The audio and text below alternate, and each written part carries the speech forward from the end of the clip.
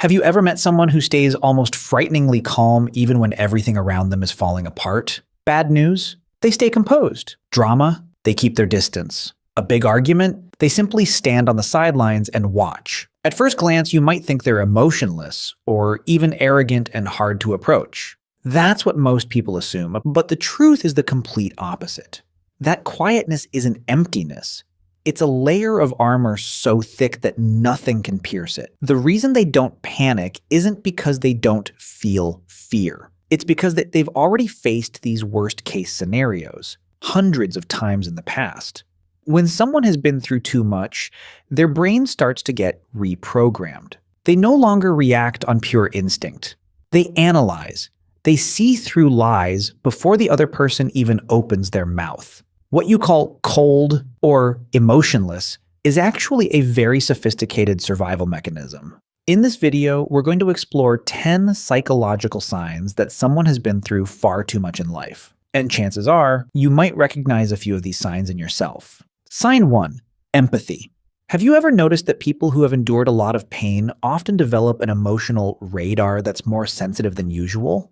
Imagine this. You're sitting at a loud dinner party. People are laughing, clinking glasses, music thumping in the background. You feel lonely and sad because of something personal, but you try to put on a happy mask. You smile, you nod, you pretend you're fine. Most people will believe that smile. They'll pass right by you. But someone who has been through real pain won't. They'll be the only person in the room who walks over, lowers their voice, and asks, "Hey, are you actually okay?" They notice the tiny shift in your tone that everyone else misses.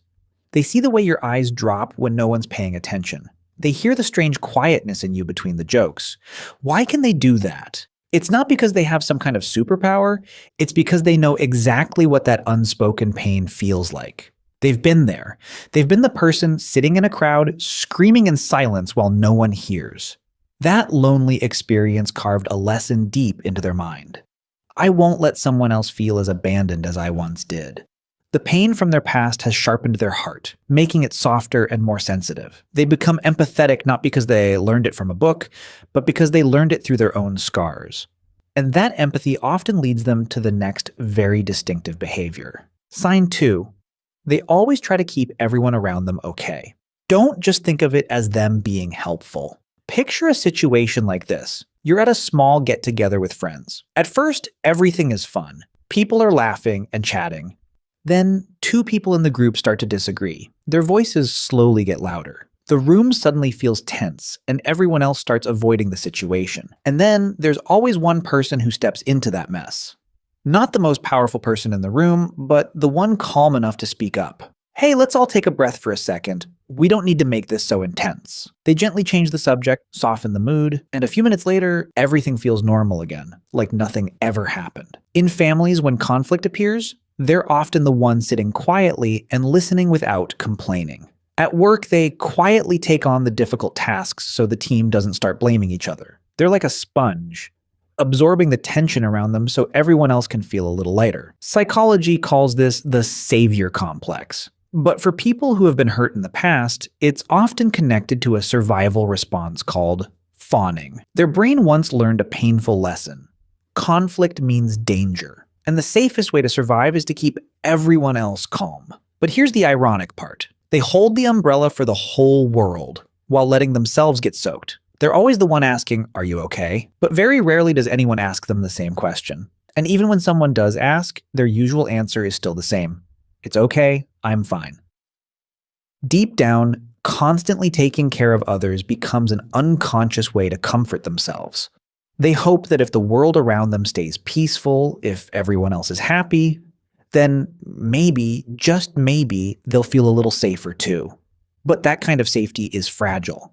Because how can you truly feel at peace when every day you're walking on eggshells, afraid of upsetting someone else? That constant sense of unease pushes their nervous system into a state of continuous alert. This brings us to sign number 3, hypervigilance. When someone has lived in an unstable environment for too long, like growing up in a violent home, surviving a war, or escaping a long-term toxic relationship, their brain can no longer switch off survival mode. Watch them when they go to a restaurant. They rarely sit with their back facing the main door. They prefer a corner seat, with their back against the wall and their eyes facing the entrance. Why? so they can see who is walking in and who is walking out. When they enter an unfamiliar room, their eyes unconsciously scan the space. Where is the emergency exit? What objects here could be used for self-defense? Who looks like the most dangerous person in the room? They are sensitive to sound. A door slamming, fast footsteps, or a suddenly raised voice can make their heart race and their body tense up. Many war veterans say that even after returning home and lying in their own comfortable bed, they still can't sleep peacefully. A small noise outside in the yard can make them jump awake. From the outside, people might say, "Why are you always so tense? Relax. You're safe now." But they don't understand. For someone who has been through too much, safety can feel like a luxury. Their brain has learned a hard lesson. Peace can be broken at any moment. Trauma researcher Judith Herman once explained that this constant watchfulness is actually a core defense mechanism. Their mind is simply doing its job, protecting them from any worst-case scenario that might happen again. When the nervous system is constantly on alert for danger, it inevitably affects how someone relates to other people. That brings us to sign number 4. They find it very hard to truly trust anyone. You might have been their friend for 10 years. You might even be their partner. They may treat you well and stay loyal to you. But somehow, you still feel like there's an invisible wall between you and the deepest part of their heart. They don't open up easily. They don't share their secrets or their weaknesses easily. Try putting yourself in their position. If, in the past, the people they trusted the most were also the ones who hurt them the most. If the times they opened their heart were the same times they were betrayed, abandoned, or taken advantage of, then it makes perfect sense that they would build strong walls around their heart. It's not arrogance. It's not that they're cold or emotionless. It's fear. They're afraid that if they lower their shield, history will repeat itself. They would rather keep their distance and be seen as hard to approach than allow someone in who might shatter their world again. For them, trust isn't a free gift. It's something extremely valuable that must be proven over time, through actions, and through many tests. But when you don't feel safe trusting anyone, you're forced to calculate every possible scenario on your own. That extreme caution often pushes them straight into sign number 5, overthinking. People who have gone through many hardships often become reluctant analysts of life. They analyze everything. They analyze the messages you send. Why didn't he use an emoji today? Is he upset with me? They analyze a meeting.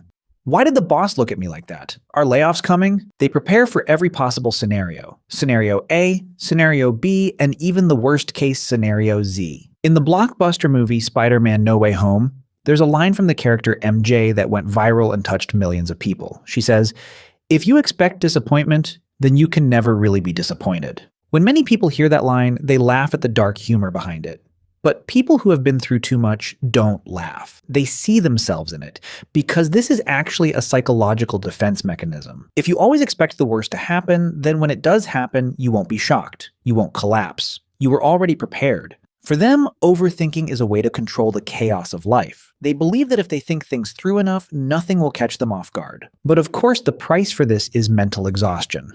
And when someone becomes exhausted, what do they crave the most? That leads us to sign number 6. They crave stability more than anything else. After living in storms of chaos for too long, whether family storms, financial storms, or emotional storms, the thing an experienced person desires most is not adventure, not excitement. It's peace. It's the comfort of a quiet, even slightly boring life. They find deep safety in routines that repeat every day. They like waking up at the same time every morning. They like drinking the same type of coffee at the same familiar cafe. They like a job with a clear path, a tidy home, a life with structure. For someone young who hasn't faced much hardship yet, this repetition may feel like a prison. But for someone who has already walked through storms, that repetition feels like paradise. Stability and predictability act like an anchor for their boat, keeping them from drifting back into the open sea of chaos. They appreciate days when nothing happens, because they know something many others don't. A normal day is a lucky day. And to maintain that inner stability, they need their own space. Sign number 7, they really enjoy being alone. Don't confuse this with hating people or being depressed. That's not it. Think of it this way. If their brain were a phone, constantly staying alert, constantly empathizing, constantly analyzing other people would be like running too many heavy apps at the same time. Their battery drains very fast, and time alone is when they plug in the charger. Being alone helps them process the messy mix of emotions they've picked up throughout the day. That's when they're allowed to take off the strong mask. That's when they don't have to worry about anyone, don't have to read anyone, and don't have to please anyone. They can sit quietly for hours reading a book. They can walk alone in the park, or simply lie back and listen to music in a dark room. For people who have been through too much, being alone is not loneliness. It's freedom. It's the safest space for them to heal the wounds that no one else can see. From the habit of being alone and handling everything by themselves, they develop a very strong personality. That leads to sign number 8, extreme independence. You'll notice that these people rarely ask anyone for help. They move houses by themselves. They fix their own cars. They go to the doctor alone when they're sick. They deal with financial problems on their own. Even when you offer help and say, "Let me do it," their usual response will be, "It's okay, I can handle it." Why are they so stubborn? It's not because they don't need help. Deep down, everyone wants someone to lean on, but they've learned a bitter lesson. Depending on other people is a risk. In the past, maybe every time they asked someone for help, they were rejected, humiliated, or forced to pay a heavy price. They learned that the only person who would never abandon them, the only person they can fully control, is themselves. This independence is their proud armor. It helps them survive. But sometimes, it also becomes the prison that isolates them, making them carry the weight of the whole world on their shoulders without daring to set it down even for a minute. And that burden creates a quiet sadness. Sign number 9. They carry a very silent sadness inside them. On the outside, they seem like the most normal people.